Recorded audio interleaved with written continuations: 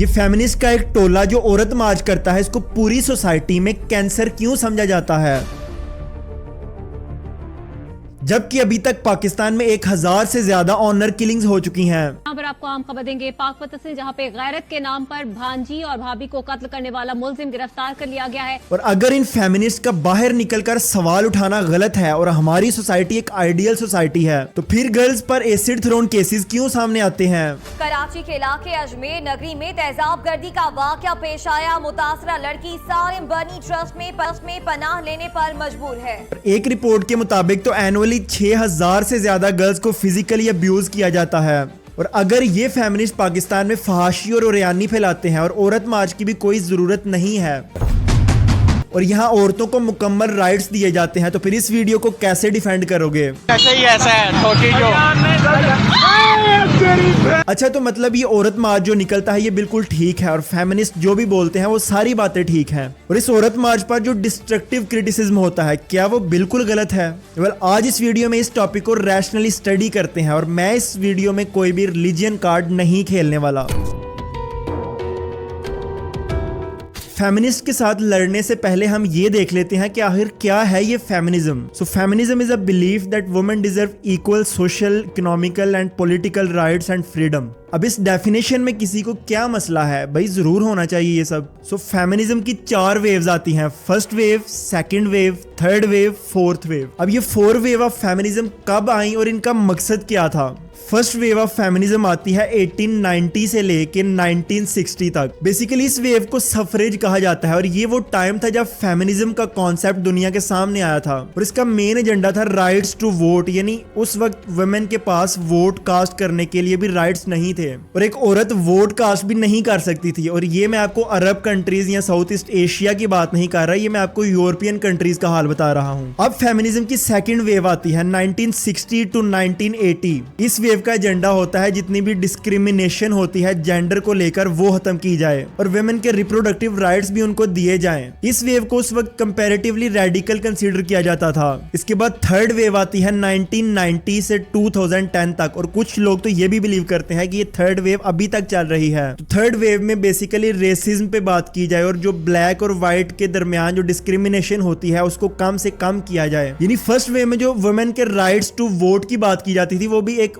White women की बात की जाती थी, जबकि अफ्रीकन वुमेन यानी ब्लैक वुमेन को ये भी राइट्स मयसर नहीं थे और वुमेन की इंडिविजुअलिज्म को भी इस वेव में प्रमोट किया गया। और इसके बाद आती है फोर्थ वेव और ये वेव 2010 के बाद आती है और ये वेव का मेन एजेंडा था हैरेसमेंट बेस्ड क्राइम्स पर, यानी जो वुमेन के अगेंस्ट डोमेस्टिक वायलेंस होता है, हैरेसमेंट केसेस होते हैं और एसिड थ्रोन केसेस होते हैं और ऐसे ही जो एक्सट्रीम केसेस हैं उनको रोका जाए। तो ये वो 4 वेव थी जो दुनिया में with the passage of time आती हैं। अब आप सुनकर ये कहेंगे कि इनमें क्या प्रॉब्लम है? अब इस चीज से तो किसी को कोई प्रॉब्लम नहीं होनी चाहिए और ये बात भी ठीक है। कहीं वुमेन के डोमेस्टिक वायलेंस पे बात की जाती है, कहीं रेसिज्म पे बात की जाती है, कहीं राइट्स टू वोट पे बात की जाती है। तो इन सब चीजों से भी जिसको प्रॉब्लम होगी उसको तो अपना साइकाइट्रिस्ट से इलाज करवाना चाहिए।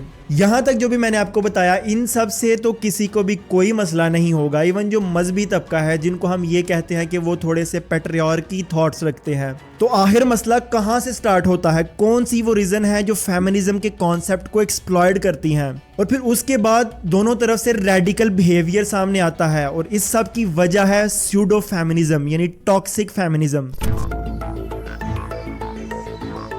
बेसिकली इस वर्ड की मोटी सी डेफिनेशन ये है कि जब औरत अपने राइट्स का मिस यूज करती है तो उसको स्यूडो फेमिनिज्म कहते हैं। और अगर स्यूडो फेमिनिज्म को आपने विजुअल फॉर्म में देखना है तो ये वीडियो देखो।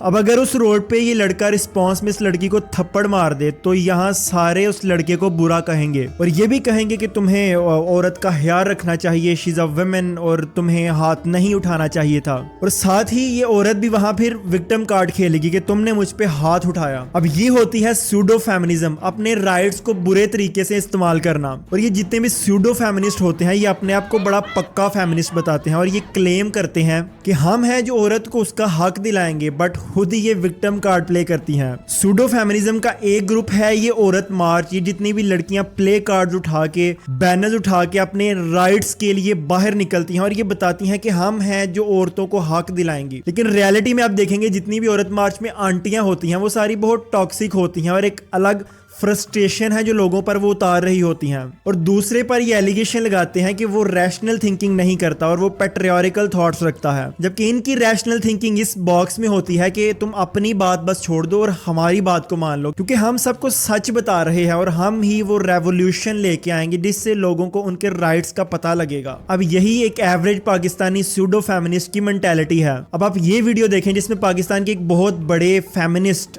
एक्टिविस्ट क्या फरमा रहे हैं या रही हैं। पाकिस्तानी मर्द का छोटा।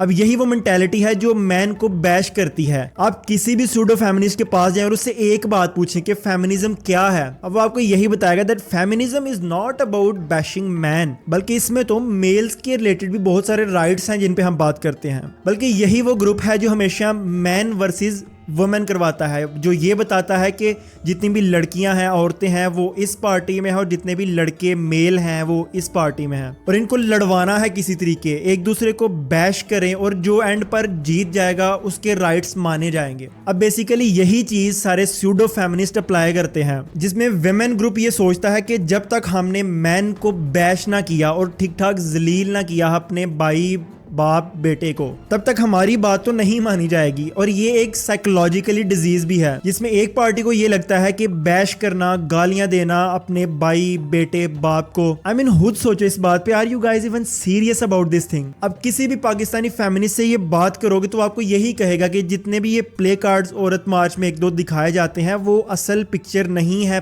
फेमिनिज्म की। अब इन रियलिटी सिर्फ एक दो नहीं बल्कि ऐसे मल्टीपल प्ले कार्ड्स होते हैं, बैनर्स होते हैं जो आपकी समझ में ही नहीं आएंगे, जहां से आपको वुमेन राइट्स का तो शायद कोई पहलू नजर ना आए बट एक फ्रस्ट्रेशन, एक एंगर मेल्स के अगेंस्ट आपको जरूर नजर आएगी। अब चाहे वो कोई लड़का हो या फिर लड़की हो, if they are doing something wrong then since should not be justified at any cost, क्योंकि see if you start defending everything you'll stand for nothing, क्योंकि हर बंदे के पास हर चीज की कोई ना कोई एक्सप्लेनेशन तो मौजूद होगी।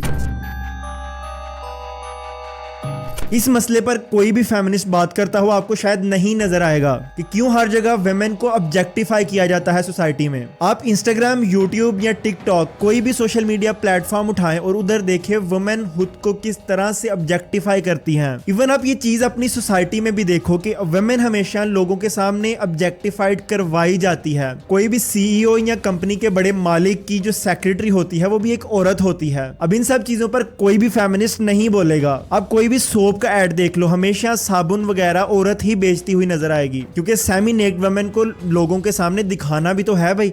लेकिन इस पर ये औरत मार्च वाले नहीं बात करेंगे। इवन गाड़ियों के भी किसी बड़े ब्रांड की प्रमोशन देख ले, हमेशा एक लग्जरी कार के साथ एक लड़की को खड़ा किया जाता है और कैप्शन में ये लिखा जाता है that do you want a test drive. अब आजकल किस मॉडर्न जमाने में क्यों ये सवाल नहीं उठाया जाता कि क्यों गर्ल्स को ऑब्जेक्टिफाई किया जाता है कुछ प्रोडक्ट्स सेल करवाने के लिए? अब क्या इधर इनकी मेंटालिटी इतनी चीप हो जाती है और हिपोक्रेसी आ जाती है कि ये खुद को भी बेच देंगे कुछ पैसों के लिए। इसके अलावा भी ऑफिसेज में, इंस्टीट्यूट्स में जहां क्लाइंट्स के साथ डील करना होता है, किसी वुमेन को ही सामने बिठाया जाता है। अब इन सारे मसलों पर कोई भी बात नहीं करेगा। मुझे औरत मार्च से कोई एक प्लेट कार्ड भी ऐसा दिखा दे जिधर इस बात पे ममानियत की गई हो कि औरत को ऑब्जेक्टिफाई मत करो। आप बॉलीवुड मूवीज देख लो, अपने ड्रामे देख लो, अपने कमर्शियल्स देख लो, वुमेन की ऑब्जेक्टिफिकेशन तो आपको हर जगह दिखेगी। लिविंग इन पाकिस्तान, इस कल्चर में ऐसी बहुत सारी चीजें हैं जहां वुमेन अपना फ्रीडम एंजॉय करती है। एक लंबी बैंक की लाइन में जहां 40 मर्द पिछले 3 घंटे से अपनी बारी का वेट कर रहे हैं, एक औरत आती है तो उसको प्रायोरिटी दी जाती है और उसका काम पहले हो जाता है क्योंकि वो एक लेडीज है। या फिर उस पठान के तंदूर पे जहां बहुत सारा रश लगा हुआ है, एक मर्द ये आके बोलता है कि मेरे साथ भाई लेडीज हैं। उसकी 30 रोटियों का ऑर्डर भी पहले लग जाता है उस शख्स की निस्बत जो सिर्फ 3 या 4 रोटियां लेने के लिए उधर खड़ा हुआ था। अब इसी तरह की पाकिस्तान में बहुत सारी कल्चरली और ट्रेडिशनली ऐसी चीजें हैं जहां वुमेन को फैसिलिटेट किया जाता है। अब ये तो वो सारी पॉजिटिव चीजें थी जो वुमेन को सपोर्ट करती हैं। अब सवाल मेरा आपसे ये है कि क्या पाकिस्तान की सोसाइटी एक आइडियल सोसाइटी है एक औरत के लिए? तो इसका सिंपल जवाब है बिल्कुल नहीं। पाकिस्तान में जैन वाली औरत के बहुत सारे मसले हैं जिनको शायद कभी कंसीडर भी नहीं किया जाता और उस तरह से हाईलाइट भी नहीं किया जाता। फॉर एग्जाम्पल ऑनर किलिंग्स को ही देख लो। पाकिस्तान दुनिया का one of the worst country है जहां सबसे ज्यादा ऑनर किलिंग्स के केसेस सामने आते हैं। अभी तक पाकिस्तान में 10,000 से ज्यादा ऑनर किलिंग के केसेस सामने आए हैं, लेकिन ये तो वो केसेस हैं जो सारे रजिस्टर्ड हैं। ऐसे भी बहुत सारे केसेस होंगे और मर्डर अटेम्प्ट्स होंगी जो कभी रजिस्टर्ड नहीं करवाई गई। अब एक आदमी ने अपने ही घर को आग लगा दी जिसमें 7 लोग जलकर मर गए। Meanwhile, in a small village in Pakistan's Punjab province, a man allegedly set fire to a house, killing his 2 daughters, one of the women's husbands, and their 4 children. All because one daughter married for love.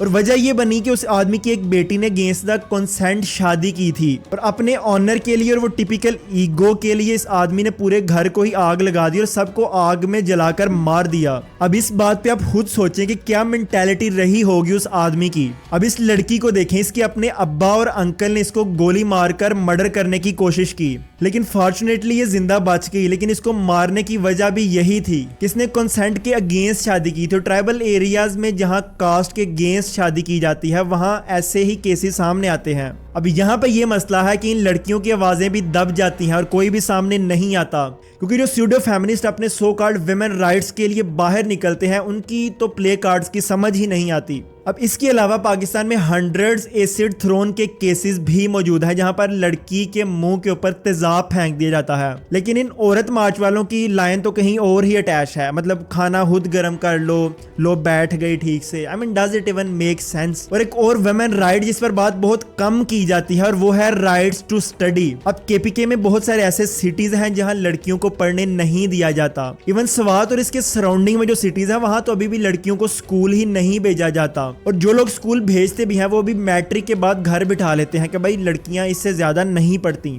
अब इस topic पर बात क्यों नहीं होती, और बात होती भी है तो जो प्ले कार्ड्स में लिखा होता है अगर संभाला नहीं जाता। और इसके अलावा भी वेमेन को सेकेंडरी चीज समझना, डिसीजन के राइट्स ना देना और हर चीज उन पर इम्पोज करना। कुछ ऐसी चीजें भी होती हैं जो रिलीजियसली प्रोहिबिटेड नहीं है लेकिन कल्चरली उनको एक्सेप्ट नहीं किया जाता, और ये कोई बहुत अच्छी बात नहीं है। अब इन दोनों रेडिकल ग्रुप्स का सोल्यूशन क्या है?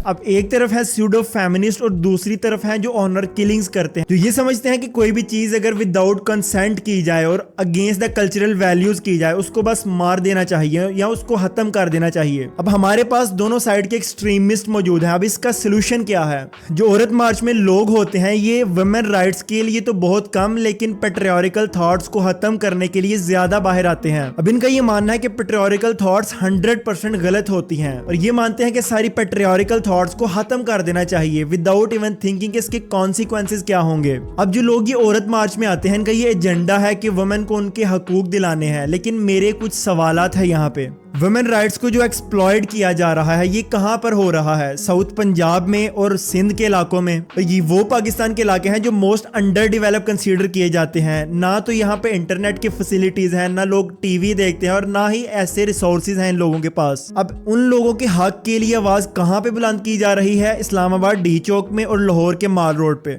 अब ये जिनके राइट्स के लिए बात हो रही है उनको भी ये नहीं पता कि हमारे लिए कोई प्रोटेस्ट किया जा रहा है और हमें उसका पार्ट बनना है। ना ही उन इलाकों का कोई रेफरेंस दिया जाएगा और ना ही वैसे केसेस को प्ले कार्ड पे लिखा जाएगा। अब इन प्रोटेस्ट में कुछ आंटियां आएंगी वेल एस्टेब्लिश्ड बैकग्राउंड से और वो सर्टेन ड्रेसिंग करके प्ले कार्ड उठा के उल्टे सीधे नारे लगाना शुरू हो जाएंगी, जिनका शायद से एक्चुअल राइट से भी कोई ताल्लुक नहीं है, बल्कि उनकी ये फ्रस्ट्रेशन है, एंगर है अगेंस्ट द मैन। क्योंकि जब ऐसा फजूल सा नैरेटिव लोगों को दिया जाएगा फेमिनिज्म का तो लोग फेमिनिस्ट के बारे में क्या सोचेंगे? आम पब्लिक तो यही सोचेगी कि एक रेडिकल ग्रुप है, रेडिकल लेफ्टीज हैं जो ये सोचते हैं कि खाना कौन बनाएगा, कैसे बैठना है, और यही सब है हमारी सोसाइटी में इश्यूज। जबकि एवरेज पाकिस्तानी का माइंड तो ये सारी चीजें सुन के कभी भी आपकी तरफ माइल नहीं होगा, बल्कि आपको एक फहाशी की नजरों से ही देखा जाएगा। और पिछले सेगमेंट में मैंने आपको ये बताया था कि इन स्यूडो फेमिनिस्ट की एक मेंटालिटी होती है, ये हमेशा विक्टिम कार्ड खेलते हैं। अब इमेजिन करें पाकिस्तान में कल को एक मर्द मार्च भी स्टार्ट स्टार्ट हो जाए, और बिलीव मी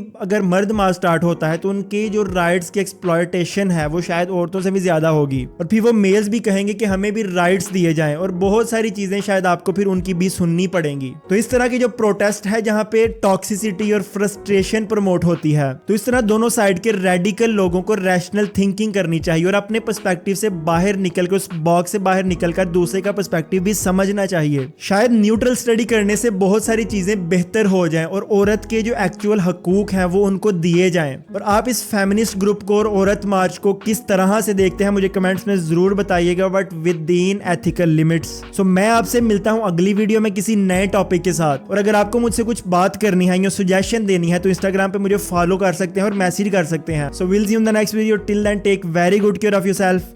अल्लाह हाफिज।